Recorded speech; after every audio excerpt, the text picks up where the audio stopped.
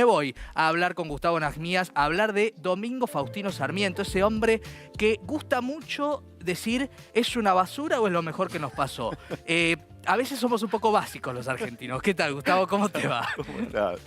Gracias por venir. Gracias por la invitación. Bueno, cuando leí tu libro hace ya un tiempo, por cierto, y este Sarmiento, me encontré con una especie de soliloquio, ¿no? Que me hizo acordar a Andrés Rivera, ¿no? Al Farmer, a Juan Manuel de Rosas, pero también a esta contradicción argentina que nos impide ver la complejidad de los personajes, ¿no? Con sus luces y sombras. Y creo que hiciste un trabajo para hablar, que Sarmiento hable y que cuente esa complejidad, ¿no? Sí, a mí me parece un personaje fascinante, ¿no? O un personaje, como bien decís vos, de luces y sombras, como la mayoría de los personajes de la historia política y cultural de la Argentina, salvo un San Martín, que era el personaje impoluto, el resto Sí. Todos tienen como luces y sombras. Y en Sarmiento, bueno, digamos, es un personaje ineludible también de alguna manera, porque te tropezás todo el tiempo, ¿no? Sí. Digamos, desde el siglo XIX, digamos, un texto... Ezequiel Martínez Estrada decía que habían 4 libros fundantes para entender el siglo XIX, ¿no? Uno, el Martín Fierro, Por supuesto. Facundo. Librazo, hay que leer el Facundo. Total, una excursión a los indios ranqueles de Mansilla y Amalia de Mármol. Con esos libros más o menos uno podía tejer un poco el siglo XIX. Sí. Y me encontré con un personaje que me resultó fascinante, alguien que puede escribir 52 o 53 volúmenes. Yo no los leí, aclaro, por supuesto, todos ellos. Pero digamos que tiene un nivel de una escritura pero deliciosa, sumamente dedicada. Aguda, ¿no? La agudeza de Sarmiento. Porque hay un proyecto político. Detrás de este personaje, si, al menos como yo lo interpreté, Sí. para darle esa voz el momento antes que está por morir, detrás de ese personaje hay un proyecto político, hay una idea de nación. Exacto. Después uno puede estar de acuerdo o no. Pero había un rumbo, ¿no? Un sentido. Totalmente. De hecho, hace poco hablábamos con Laura Ramos, ¿no? Sí. Que hizo un libro muy interesante a partir de las cartas y los diarios de esas docentes estadounidenses que vinieron invitadas por Sarmiento, ¿no?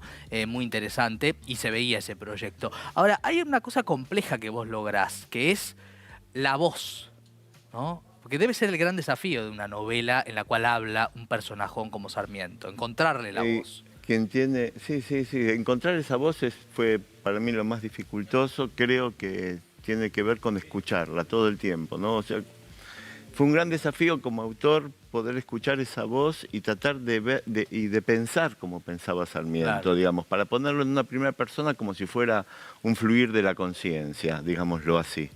Entonces él en sus últimos días, en ese fluir de la conciencia, viene a ajustar cuentas con los personajes con los que, digamos, atravesaron su vida, digo, desde Alberdi, Rosas, Hernández, Quiroga, Mitre, y va a morir a la tierra donde perdió a su hijo, a Paraguay, Claro. digamos. En el exilio, como la mayoría de los importantes de esta historia, ¿no? Se va para allá, digamos, tenía problemas de salud, se va a Paraguay, se queda ahí y bueno, la idea era tratar de arrinconarlo. Pero bueno, es un personaje complejísimo, pero que realmente disfruté mucho su escritura. Realmente me fascinó poder pensarlo porque políticamente él tiene un proyecto de país, como decías vos, un país que, digamos, que podría estar, digamos, él bajo un trípode que podemos decir que estaría dado por la educación, la inmigración y la industria.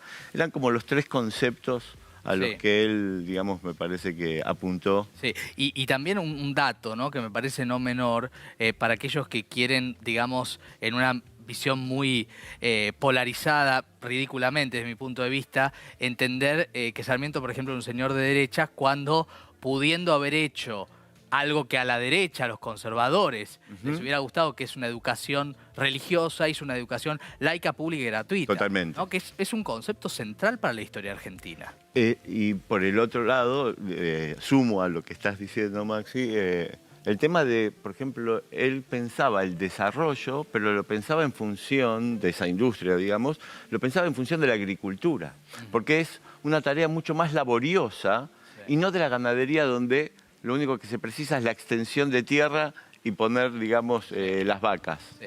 Ahora, es interesante porque ese Sarmiento convive con el Sarmiento que se regocijaba con el genocidio, digamos, argentino, ¿no? Respecto de los pueblos originarios. O sea, me imagino que fue difícil encontrar todas esas aristas conviviendo en una voz, porque ahí está lo interesante de la experiencia de esta escritura, que es una ficción, por cierto.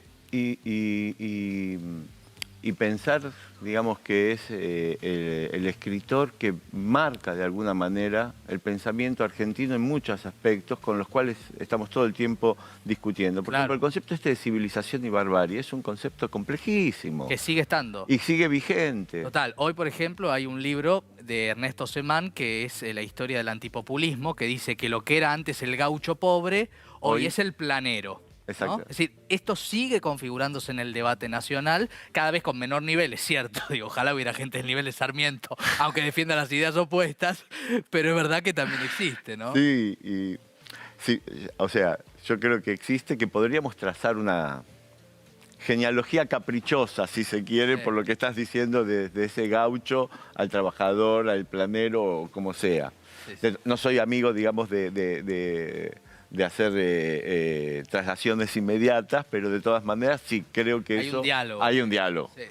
En realidad lo que sucede es que me parece que escribimos desde un presente y desde ese presente estamos tratando de interrogar el pasado. Desde ese presente buscamos algún tipo de respuesta en relación al pasado y que nos aporte algo para nuestra vida cotidiana y en nuestra vida...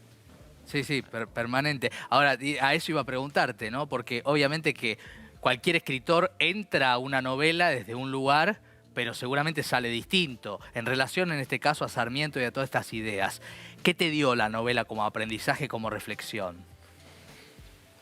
Primero, pensar que una biografía de alguna manera contiene una época. O sea, en una biografía podés empezar a contener una época. Sí. Después poder pensar, digamos, que es una expresión de una voluntad férrea, más allá de ese proyecto político, pero no podemos decir que había un partido de sarmientino, llamémoslo así. Digamos, hay una voluntad por trabajar por la nación, hay una voluntad, digamos, más allá de que uno esté o no esté de acuerdo, digamos.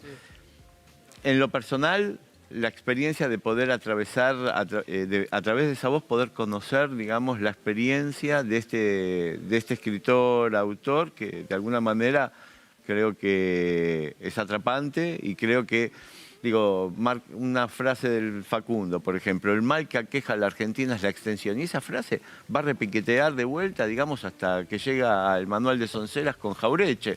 Sí. O sea... En otro arco ideológico. Exactamente, y traza arco, y Jaureche, digamos, dice, es la soncera mayor de la Argentina.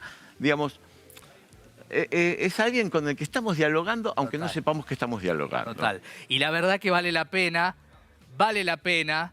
El Inmortal, leer este libro de Gustavo Nasmías, una novela sobre Sarmiento que invita a seguir ese diálogo, incluso para los que prefieren gritar antes de pensar. Muchas gracias, Gustavo. No, muchas gracias a vos por la invitación.